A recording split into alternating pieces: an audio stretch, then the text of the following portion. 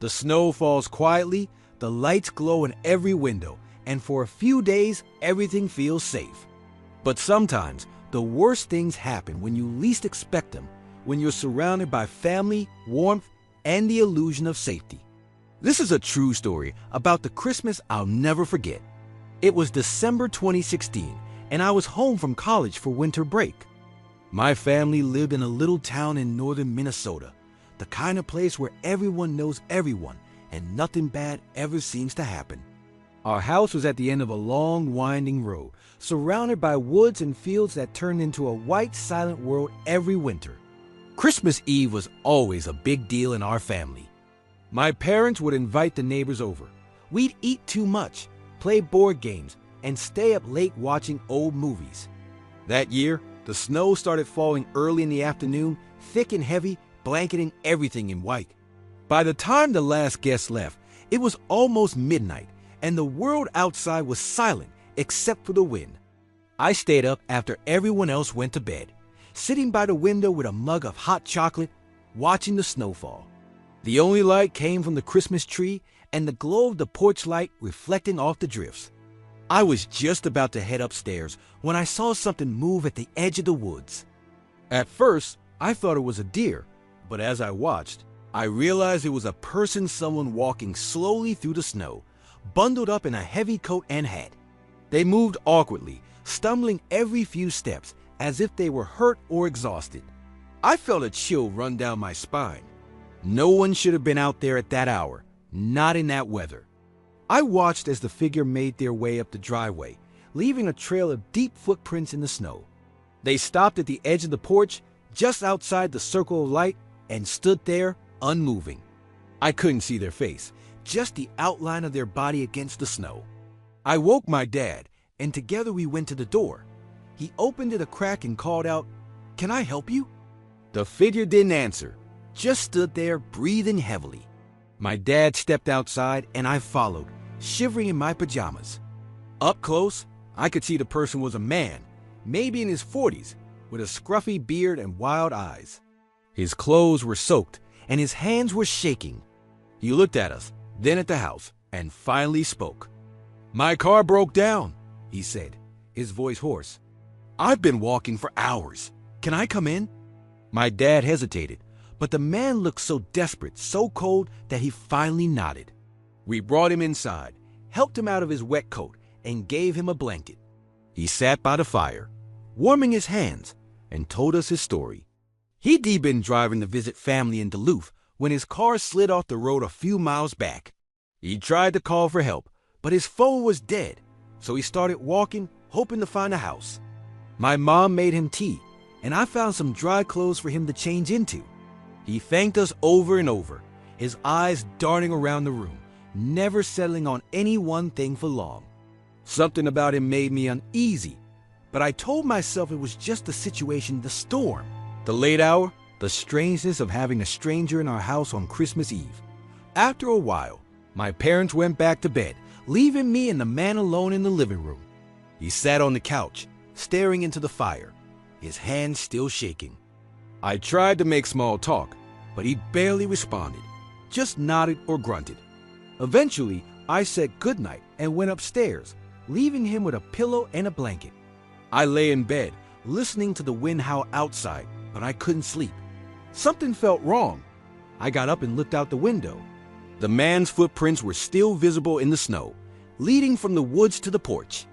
But there were no tracks leading away from where he said his car had broken down. It was as if he just appeared out of the darkness. I went back downstairs, moving quietly so I wouldn't wake my parents. The living room was dark, the fire burned low. The man was gone. The blanket and pillow were on the floor, and the front door was ajar, letting in a blast of cold air. I stepped outside, calling his name, but the only answer was the wind. I followed the footprints around the side of the house, past the garage, and into the woods. The tracks stopped at the edge of the trees, disappearing into the darkness. I went back inside, locked the door, and sat by the fire until morning. When my parents woke up, I told them what had happened. My dad went out to look for the man, but there was no sign of him, no car, no tracks, nothing.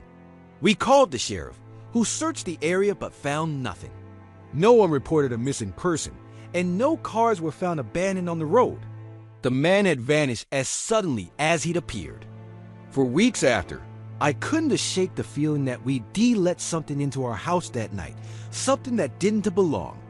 Sometimes, late at night, I'd wake up to the sound of footsteps in the snow, or see a shadow moving at the edge of the woods. Now, every Christmas Eve, I find myself looking out the window, watching the snow fall, waiting for a stranger to appear out of the darkness. And I wonder what would have happened if we hadn't let him in.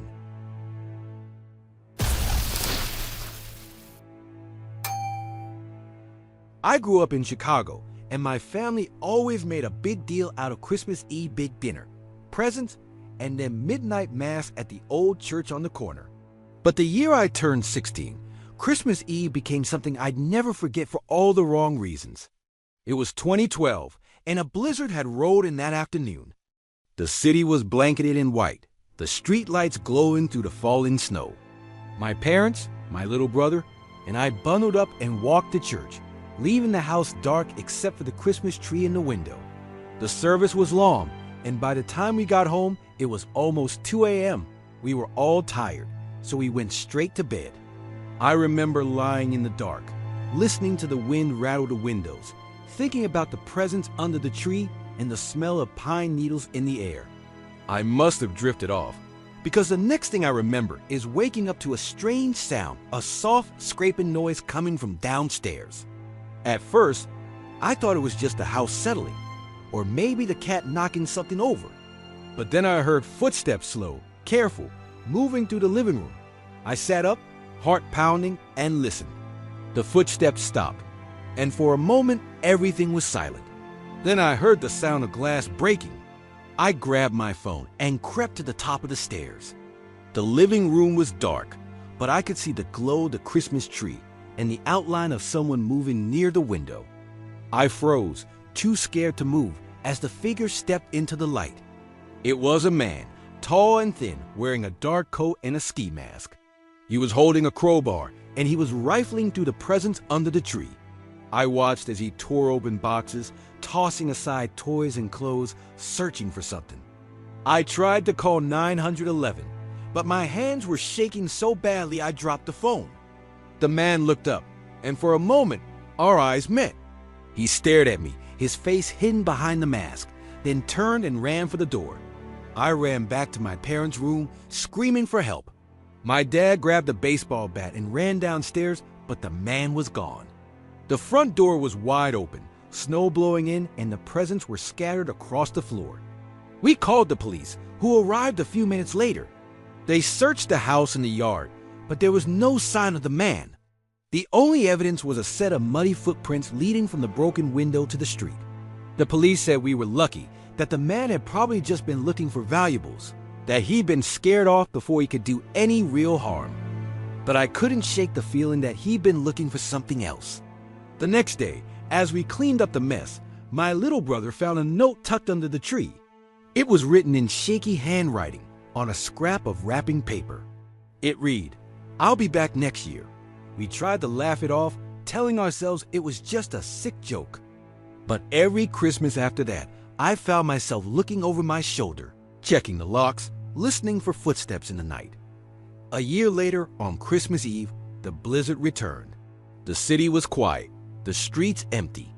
We stayed home that night, too scared to leave the house. Around midnight, I heard a noise outside, a soft scraping sound, just like before. I looked out the window and saw a figure standing in the snow, staring up at the house. He was wearing the same dark coat, the same ski mask. He stood there for a long time, then turned and disappeared into the night. We never saw him again. But every Christmas, I remember the fear in my brother's eyes, the sound of glass breaking, and the note under the tree. And I wonder what would have happened if I hadn't woken up that night. Now, whenever I hear footsteps in the snow, I think about that Christmas Eve, and I make sure the doors are locked tight. Because sometimes the worst things don't come down the chimney, they break in through the window, and they leave you with memories that never melt away.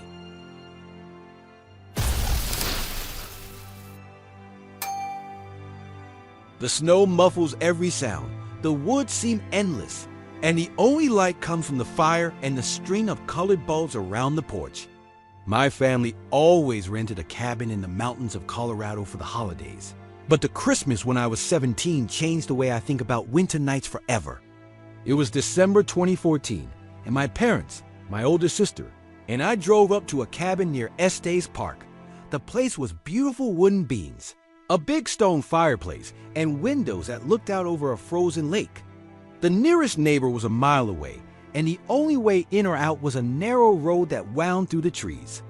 We arrived on Christmas Eve, unloaded the car, and settled in for a cozy night. My mom made hot chocolate, my dad built a fire, and my sister and I decorated the little tree we'd brought from home. Outside, the snow fell in thick, silent flakes, covering the world in white. After dinner, we played board games and listened to Christmas music. Around midnight, we all went to bed, the cabin warm and safe against the cold. I lay awake for a while, listening to the wind in the trees, watching the snow drift past the window. Sometime in the middle of the night, I woke up to a strange sound of soft rhythmic tapping, like someone knocking on the window. I sat up, heart pounding, and listened. The tapping came again, a little louder. I got out of bed and crept to the window, pulling back the curtain. Outside, the world was silent and still. The snow was untouched, the porch empty. I told myself it was just a branch in the wind and went back to bed. The next morning, we woke to find the porch covered in bare footprints, leading from the woods to the front door and back again. My dad checked the locks, but everything was secure.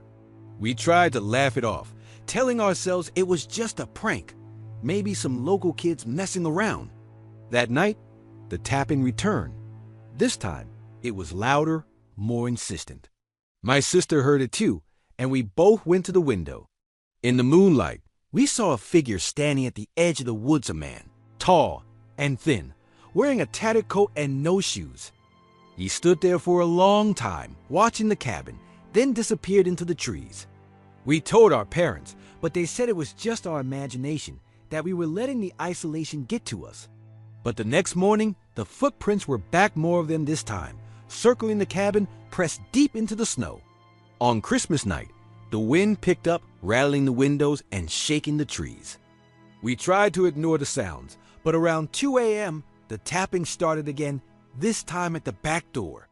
My dad grabbed a flashlight and went outside, but the porch was empty. The only sign that anyone had been there were the footprints, now half buried by the falling snow. We spent the rest of the night huddled together in the living room, too scared to sleep. Every so often, we hear footsteps crunching in the snow or see a shadow move past the window. The fire burned low, and the cold seemed to seep into the cabin, no matter how many blankets we piled on. When the sun finally rose, we packed up and left, cutting our vacation short. As we drove down the mountain, I looked back and saw the figure standing at the edge of the woods, watching us go. We never went back to that cabin. The owner called a few days later to say he found more footprints in the snow, and that the back door had been forced open. Nothing was missing, but the place felt wrong, as if something had been waiting for us to leave. Now, every Christmas, I think about that cabin in the woods, the footprints in the snow, the tapping at the window, the figure watching from the trees. And I wonder what would have happened if we'd opened the door. Because sometimes the scariest things aren't the ones you see, they're the ones you let in.